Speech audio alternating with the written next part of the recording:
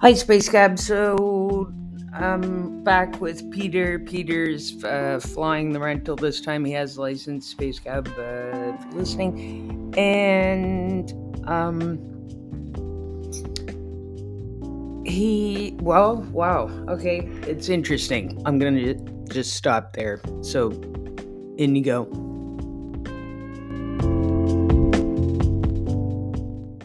And you're driving this time. So where are we going? Well, there are a couple of points I wanted to make. One of them doesn't seem so pertinent anymore. Anyway, no, I was going to tell you a new story that I remembered since last week about an interesting action that I had. So when I was a little kid, I was in Bloomfield, and I was playing in my great grandmother's backyard, and she had a garage, and then in the backyard beside the garage behind the house was like a rose garden, and the foundation of the garage was made out of stone. And when I was a little kid, some people would come out from under the garage and play with me. And I always thought that my great grandmother was some kind of a fairy or something. She had these eyes like that scared me, like when I thought about it, like very dark eyes. And I always thought of it as kind of fey in a way, but in a kind of scary way. And And when you say Faye, you mean. like from the fairy realm, somehow. But anyway, so one time I was playing with these little. They were like a little cowboy and a little cowgirl. And one time I was playing with them on the strip of grass in front of the house, and there I had this little yellow tub, like about a foot across or whatever, that I had filled with water. And the little cowboy and the little cowgirl were dancing around, and I grabbed the cowboy, and he goes like, "Don't put me in the water. Don't put me in the water." So like I put him in the water, No! and then he turned into Kleenex in the water, Really? and I dumped out the water, and I ran away because my house was just down the street. And I came back the next morning, and it was still, the little basin that I had was still there with some Kleenex beside it. So that was another kind of like, so a lot of people who I've been listening to lately about, the parent, not necessarily the paranormal, but the unexplained, have said that um, Anomalous? childhood, like uh, childhood friends, like invisible friends, could be the same thing as, or made of the same Mm. substance as like the grays or something like that. Mm. Okay, in what way? You want to elaborate some more? I'm lost. Well, I think I have heard something like that it before. has to Is this do. a Jacques Vallée? No, this is more like Julian Jaynes. Julian Jaynes, um, I am the not origin of familiar. consciousness and the breakdown of the bicameral mind. Okay. I mean, I think I was telling you about this before. Like he has this theory that before language and written language, the commands used to come to people through one of the hemispheres would just command the other hemisphere, and um, you would follow like, and a lot of people think, well, a lot of people don't like James's theory because they think that people always had their own sentience and like their own self consciousness, but he sort of postulates that before that's something that's a newer development in humans. Before that, all the commands used to come from one of your brain hemispheres. And so and that sort of theory in his concept sort of evolved into the idea of a god, like in a city where like, but and all, but it also was related. So everybody had their own personal god, like in the first city states, and that god was like, it was or it represented that side of your brain that was telling you what to do. Like this is his theory. And also, but the interesting, well, it's not cool necessarily, but interesting thing is that his theory, basically, it's like, let's say a wolf pack, that's hunting. And so they don't communicate with language, but they do with like visual language. So like but there has to be a leader of the pack, and if the leader of the pack hunches down and looks off in a certain direction, it elicits this behavior in other members of the pack. Without any sound. Yeah, without, no, it's like instinct, right? But I think that like this is how humans were before they developed language, because it's not that far of a step towards like looking at those from instinctive animal. Well, I mean, the instinctive aspect is like it's like templating. It's like in the genes, right? Like, so it's like when a baby duck is born, it will follow the first thing that waddles, like its mother. And this is something that was discovered by an animal behaviorist named Conrad Lorenz. But so if it follows your puppy, the puppy is mommy. So this is called eliciting behavior, and it's called so like it's looking. I don't know much about child development, but apparently like the first thing they look for is something with 2 dots, eyes, and that helps. But it helps their brain develop in a way that makes them it's the way it's supposed to turn them into humans. But they need that external elicitation from outside. Right? I think the gods are agreeing with you. Let Space Cab listeners know, if the compression orb has done its job, that it was thundering. But yeah, so anyway, so I'm trying to explain to you, I guess, how. So. Are you saying that before language? He's postulating somehow that I think it's the right side can tell the left side, can give commands to the left side. And originally those commands were thought to be from a god. Wow. But it's like, it's what those behaviors, those eliciting behaviors in the group sort of evolved into that. Do you know what I mean? Like, so like when the wolf assumes that posture and the other wolves gather around him, okay. That sort of evolved into the idea of something telling you what to do from outside yourself. This concept, like as a wolf, let's say, but we're not wolves, we're primates now. But so some impetus was making you or do some behavior, right? And then right. So it's sort of like the sudden consciousness of that. And humanity, of knowing that something is outside of yourself. Well, no, but it's more like the consciousness that something is telling you to do something. Do you know what I mean? I guess maybe that's the beginning of consciousness, rather than just like which just can appear godlike. Whether you just do it, like if those instinctive behavior in the wolf pack, they just do that. They don't. I mean, maybe they're taught it. I don't know, but it still is in their culture. So that turns into like, okay, in their brain, in this kind of hypothetical situation, something is making them do that. The posturing of the alpha male is eliciting certain behavior in its subordinates, and there's no like conscious intermediary. There's like there's. Do you know what I mean? There's no consciousness. There's no mediation. It's just like happens. But so then there's a time when, it's like you have an inner ear, let's say, and it's always tuned into this broadcast that just tells you what to do without having to have any agency on your own.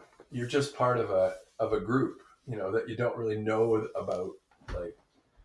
I mean, I don't know how this is a metaphor. It's not actually real, but I'm just doing it to explain how, like, maybe, so that kind of eliciting behavior becomes more like if somebody points their finger.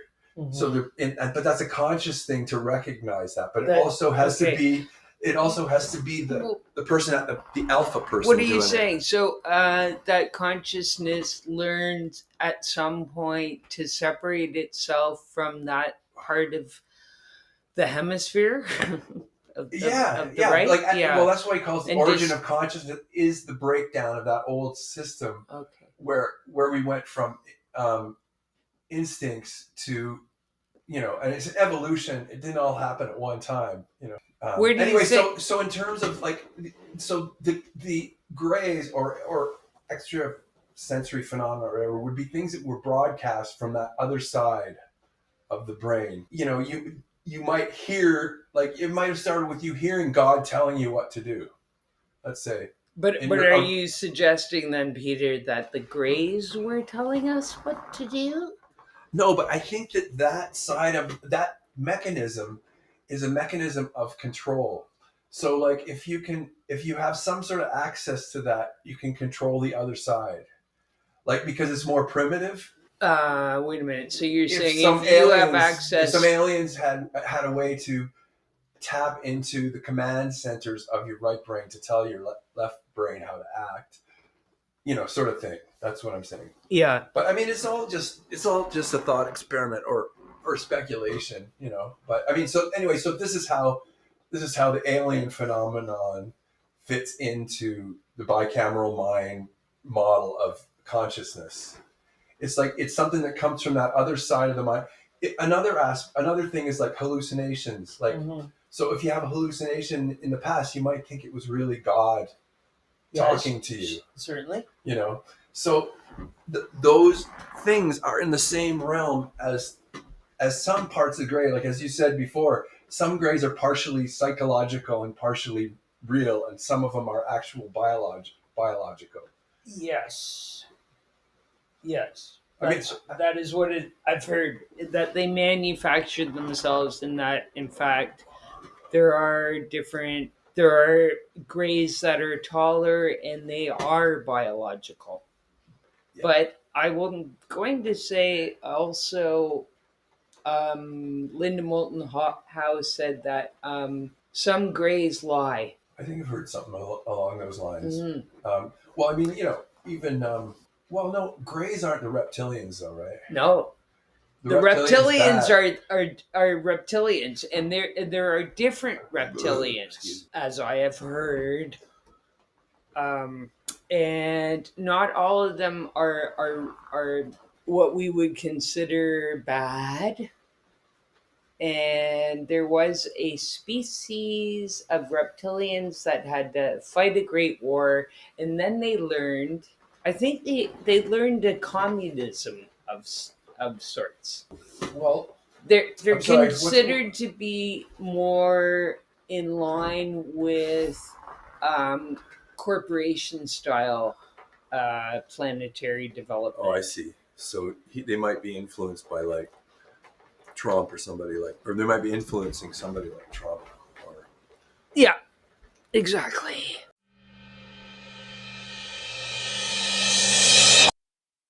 I want to talk about the last person who was on your most previous podcast.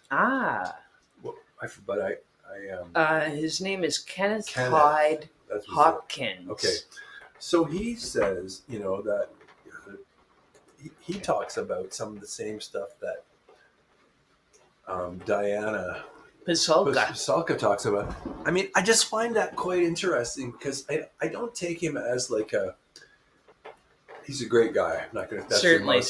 I really enjoyed listening to him, and I was amazed fascinating, on how actually. He, like I said, on how much he could how his sense of the way things are seems to be so well developed. Like the whole model, he has his own a certain model of the universe that he knows of. He's trying to communicate with others, but it's so complete. That's what's the amazing thing about it. I mean, there's lots of people who have, and so. But he also some of the stuff in his world overlaps with other stuff that people have said too. Like for instance. Well, that's what I was going to say. You were talking about a war. He said they're always at war.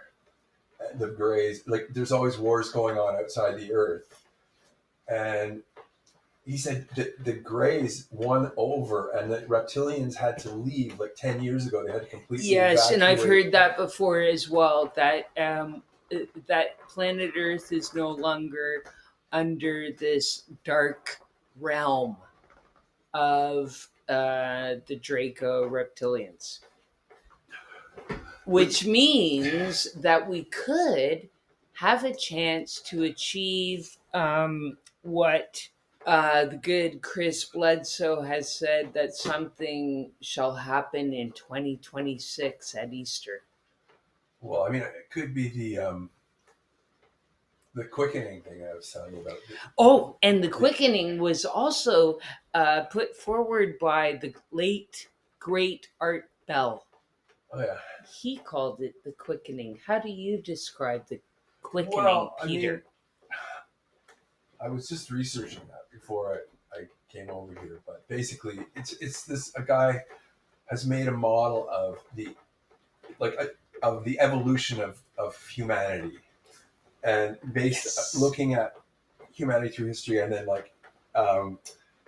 calling different things a higher level of evolution, like the evolution of technology or the invention of technology, like the wheel and stuff like that. So this is the kind of things that he looks at, and over time, our our development, like our evolution as humans, is going so fast. Eventually, it's going to do exponential curve and go straight up, and we'll evolve in like 5 minutes the same amount that we already have evolved up till now. Yes. So that's what will happen in 2026. Well, maybe that's a concept. I mean, this guy doesn't give a date for it, but like it is amazing. Like if you think since 1947 was when the first transistor was invented. It's also the first Roswell crash. I know, but that's bogus. The principle of semiconductors was invented in Germany, like back in the late 1800s. But I'm not saying there wasn't any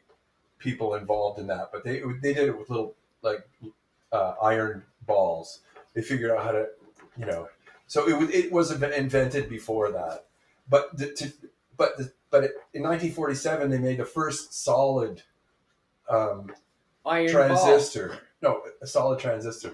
So, but now inside like a Macintosh computer, there's like over 1 billion of those things. They're so small. Yes. The first ones were like, a centimeter long, and then they had 2 long wires on each, or 3 wires coming out, I remember the giant computers. But I mean, so if you think about the evolution of that technology till now, correct. I mean, we're not finished.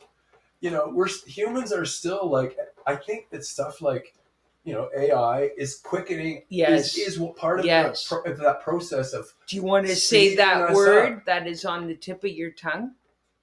Starts with an S. The singularity. Oh, the singularity. Yeah. Yeah, I mean, he calls that the singularity, but other people, I mean, there's Ray Kurzweil and his Singularity University. You can look at it. It's called Kurzweil AI. And he also invented the Kurzweil synthesizer. Like he was an inventor, like a lot of people. He had a certain sound to it, Kurt Weill was also not Kurt Weill. All right, Kurzweil. I know. Here we are. But yeah, like he thinks he's talking about the speeding up of technology, how technology is speeding up, and that's what the the singularity is about. When it gets to be like to a certain point, it's just going to be so fast, like it's going to change what we are as humans theoretically. Like it's hard to imagine. It could also be like in the form of a complete obliteration of humanity. When AI becomes conscious and decides to get rid of the piddly apes. I read this science fiction writer named Ken MacLeod, and he does a lot of sort of thought experiments about the far future when AI. His most recent book is about the spaceship that's like 20,000 years or whatever in the future, but on board there are 2 companies. And they both have their own AI and their own virtual worlds. And inside they have people who they've, it all hinges on this principle of transhumanism, where you can upload your mind to a computer.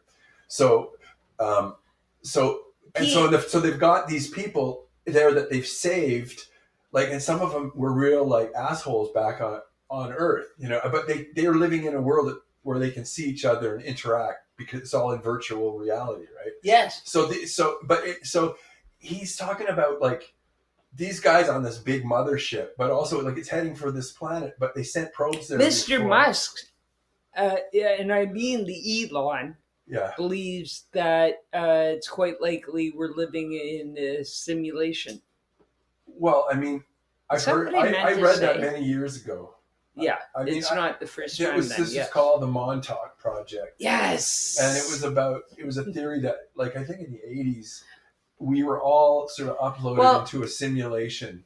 And Kenneth spoke of it, but yes. But also there's this thing called, which I think is quite funny actually, but I found out it's called the Mandela effect, and it's when so apparently many people that you ask think Mandela died in prison. I am your father. Yes, you know I know. I mean? Yes, and it's Nelson, like a cultural the reality, wonderful almost, humanitarian. But it didn't happen that way. I know. So this is for me, it's like the word turmeric. It's a spice, right? Yes. Well, it's now called turmeric. TURMRIC. Turmeric. I can read. I've been reading that. No, it's with the U. It's UR. Yes. Turmeric. Yeah. It's not turmeric. Anyway. Okay. So, but I could swear in the past, all the time when I was growing up, it was called turmeric. But it could be the Mandela effect. But I mean, I saw it. There's another one that's more mundane. It's like there's a children's series called the Berenstain Bears. Yes, Berenstain Bears. Yeah. And other people think that in the past it's called Berenstain Bears, like EI instead of AI. Right. So these are things that, and I think they're like, well, I mean, before I ever heard of the Mandela effect, I thought those two things, because in my mind, they were reality. Turmeric was always spelled TUR. And I thought, in this simulation that we're living in, there's like a couple of little tiny glitches. Things they got wrong. Yeah. Yeah. The upload, when they upgraded the system. Well, see, you're talking when about you upload. Upgrade. Yeah. But no, that upload reminded me of Diana Pasulka. She's talking about upload. So in terms of the Julian Jaynes mind, the upload would be like something coming from one side of the brain to the other side. Right. Telling the other side what to do. Yeah. But I mean, I'm intrigued by this. Like the more I listen to it, like of these creatures that are sort of psychological and sort of material at the same time. Mm-hmm. Like I think maybe if we come to understand that'll be part of the psychic evolution. Sasquatch. That's what I recommend everyone should read. Yeah, they think it's one of those things. Yeah, definitely. Dr. Leo Sprinkle. Just to throw names around. Oh yeah. Any relation to Annie Sprinkle? Oh, sorry, Space Cab. We digress. Nay, surely not. Okay, no. We're going to wrap it up soon. So what's something fascinating to leave it on now, Peter? You're driving. Okay, so I was thinking about, we were talking about the soul a lot, we're talking about homunculus. Yes. Okay, and so we got into homunculus. I love the homunculus. But we didn't get into the golem, which is a different thing. A golem is a creature which does have its own mind, but it's a monster because it's made by a human. But it has its own. It's made with this. Well, you do have to do that. I don't know. Eli's miming masturbation. Correct. Okay, but and in the golem, I think you do have to. Because I'm not in the golem, in the homunculus, because the homunculus is a manifestation of your will, whereas a golem is a monster that's been put together. It's like the Leviathan, right? It's a thing that's been put together from parts invented by magic. Well, I mean, apparently it's a metaphor for industrialization in terms of. It's a machine. It's AI. Yeah. So AI is our golem. In a way, I guess, that's an interesting point. I guess it could be. I have to think that one through, but I mean, I'd like to leave it there. It is related. Clever. I mean, well, just even in the sense like that, Frankenstein, like what have we created? Sort of thing. That idea is like because it turns on a monster that feels unloved. Well, that's the Leviathan that Frankenstein made. But anyway, so in Ken MacLeod, to go back to this, it's like this spaceship that has two companies, both with their own AI in the far future. Okay. They have sent probes on ahead, and these robots that are on the planet have AI built into them, and they become spontaneously intelligent. They pop into intelligence on their own, like on, and aware and all that kind of stuff. So they're in a war. So this company. Like, I'm sorry, but did this actually happen? No, it's a thought experiment of what AI could become in the far future. True. He always does. I think we're on the cusp. Are we? No, I don't think. I think humanity, or whatever is going to consider itself humanity, is going to go on for a long time. Even it could be in a silicon form. You know what I mean? Yeah. It's still going to be humanity. Yes. It's like, I do believe that. Oh, I was just listening to somebody talk about this in the morning, and that's how things travel. We may evolve into a silicon life form, quite easily. But it all hinges on this transhumanist idea that human mind can be uploaded into a machine. But even if it becomes spontaneously, correct, it's still us. It's still an extension of us. It was imminent in our genetic code that we have AI. It's because we can't help but, Peter's clever. Well, it is, because all language and everything is ultimately goes into there. Okay, we can just talk now, and we can cut it off if you want. But Well, I just wanted to say I've enjoyed Peter in the driver's seat. I don't know if I've been in the driver's seat. Oh, I think you have. I just want to cover a few more subjects. Actually, you've got another subject, but we'll have to cover that another time. Bye, Space Gab.